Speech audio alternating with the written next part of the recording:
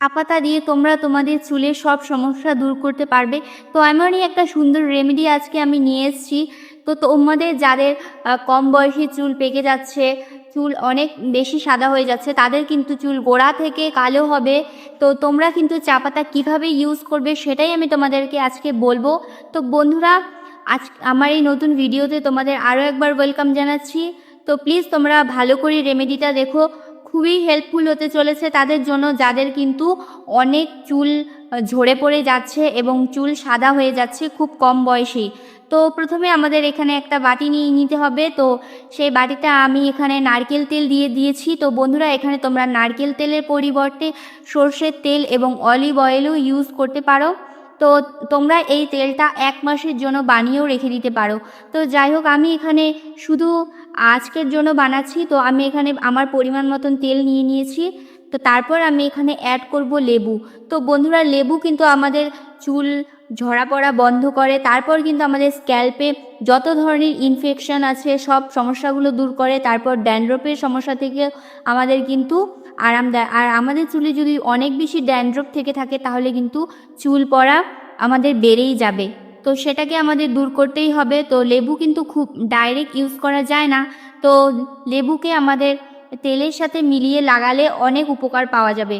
তো তারপর এখানে আমি কয়েক ফোঁটা লেবুর রস দিয়ে দিয়েছি। তারপর আমি এটাকে ভালো করে মিশিয়ে নিব। আর আমরা যেখানে চা পাতা দিয়ে এই রেমেডিটা তৈরি করছি, এই চা পাতার মধ্যে কিন্তু রয়েছে ক্যাফিন। আর তাছাড়া চা পাতার যে ফোটানো জলটা, সেই জলটা কিন্তু আমাদের চুলকে ঘন করে এবং চুলটাকে কালো করতে হেল্প করে, আর চুল কিন্তু লম্বা করতেও হেল্প করে। তো তারপর আমি এখানে চা পাতাটা পরে দিব। তারপর আমি এখানে নেক্সট দিয়ে দিচ্ছি লেবুর পরে, সেটা হচ্ছে কফি পাউডার। তো বন্ধুরা, এখানে তোমরা সামান্য একটু কফি পাউডার দিয়ে দিবে। আর কফি পাউডার কিন্তু আমাদের চুলে খুব সুন্দর একটা কালার আনতে হেল্প করে। আর তাছাড়া কফির মধ্যেও ক্যাফিন থাকে এবং ভিটামিন ই থাকে, যেটা কিন্তু আমাদের চুলকে চকচকে করে দেয়। আর চুল কিন্তু সুন্দর আর ঘন মজবুত করতেও হেল্প করে। একদম গোড়া থেকে কিন্তু চুলটাকে কালো করে দিবে। তো তারপর ভালো করে মিশিয়ে নেব। তারপর আমি এখানে চা পাতা অ্যাড করব। তো তোমাদের যদি চা পাতাগুলো অনেক বড় বড় দানা হয়ে থাকে, সেটাকে তোমরা একটু পিষে নিবে, তাহলে তেলের সাথে ভালোভাবে মিশে যাবে। তো যাই হোক, আমার এখানে কিন্তু চা পাতার দানাগুলো খুব ছোট ছোট ছিল, তো তার জন্য আমার মিক্স করার কোনো প্রয়োজন হয়নি। তো তারপর তোমরা কিন্তু একটু পাউডার ফর্মে নিয়ে তারপর তেলটার মধ্যে অ্যাড করো। তো যাই হোক, এখানে একটু সামান্য পরিমাণে আমি চা পাতা দিয়ে দিয়েছি। আর চা পাতা কিন্তু আমরা সপ্তাহে 2 দিন যদি চুলে ইউজ করি, সেটা কিন্তু আমাদের চুলের জন্য খুবই উপকারী। কারণ আমরা যদি হেনা করে থাকি তাহলে কিন্তু চা পাতার জলটা লাগে।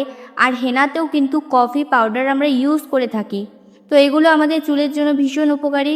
তো তোমরা প্লিজ এইভাবে একবার চুলে তেল লাগিয়ে দেখো, তোমাদের কিন্তু চুল কালো হবে এবং চুলটা কিন্তু ঘন মজবুত হবে আর খুব লম্বাও হবে। তো তারপর আমি এখানে একটা বাটি নিয়ে নিয়েছি এবং সেই পাত্রে জল নিয়েছি। তারপর এই ছোট বাটিটা আমি বসিয়ে দিয়েছি। এটাকে আমি ভালো করে এখন বয়েল করব। তো বন্ধুরা দেখো, আমার এখানে বয়েল করা হয়ে গিয়েছে। তো এটা ভালো করে বয়েল করে নেওয়ার পর আমি এটা ঠান্ডা করতে রেখে দিয়েছিলাম। এখন আমি এটাকে ছেঁকে নিব। তো যাই হোক, এইভাবে তো ইউজ করা যায় না, কারণ এখানে যে চা পাতাগুলো আছে সেটা কিন্তু ফুলে গিয়েছে। তো এই তেলটাকে আমি ছেঁকে তারপর মাথায় লাগাবো। তো অবশ্যই কিন্তু তোমরা এই রেমেডিটা সপ্তাহে 2বার ইউজ করো। তোমরা কিন্তু প্রথমবার ইউজ করার ফলে এর রেজাল্ট দেখতে পারবে, চুলটা কিন্তু অনেক কালো হয়ে যাবে আগের থেকে। তো দেখো, এভাবে ভালো করে আমি স্ক্যাল্পে লাগিয়ে নিব।